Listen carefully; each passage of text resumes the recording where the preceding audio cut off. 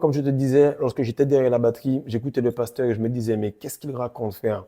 Il disait tout simplement, vous êtes le sel de la terre et que si par exemple ce sel-là, il est foulé aux pieds, il est perdu, eh bien, avec quoi on va rendre le goût des plats? Avec quoi va-t-on rendre le goût du sel? Effectivement, si le sel lui-même perd de sa saveur, on ne peut pas redonner au sel son goût. Il va tout simplement être perdu et personne ne peut faire cela.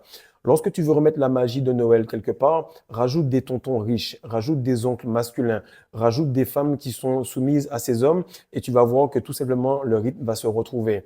Lorsque je te dis que tu es le sel de la terre, c'est parce qu'avec ton influence positive, toutes les personnes qui sont clous de girofle, qui sont safran, qui sont toute autre épice qui peut être plus ou moins bon, eh bien, il ne va rien valoir si toi, le sel, tu n'es pas là. Je t'assure, mon frère, si la saison reprend et que je vais pas dans mon équipe, ce sera la merde. Lorsque je vais pas au Dark Tower, c'est la merde.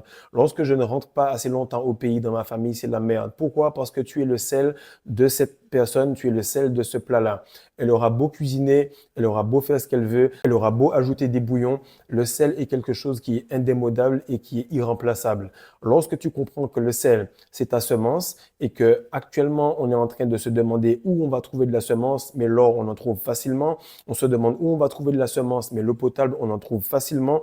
Sache que chaque jour où tu te retiens, chaque jour où tu fais la masterclass, chaque jour où tu décides de manger un peu différemment, oui au début ta mère, ta femme ou bien ta sœur va te tester avec la nutrition, mais lorsqu'elle verra le physique que tu as, elle sera fière de t'avoir accouché et elle sera fière de t'avoir marié. Pourquoi? Parce que tu as été assez solide pour prendre tes couilles et les rênes et dire, moi, je vais par là, qui même me suivent. Maintenant, tu vas remarquer qu'à peine tu dis on va à gauche, tout le monde prend déjà ses bagages et va à gauche. Si tu restes sur place, tout le monde te regarde en attendant que tu donnes le là.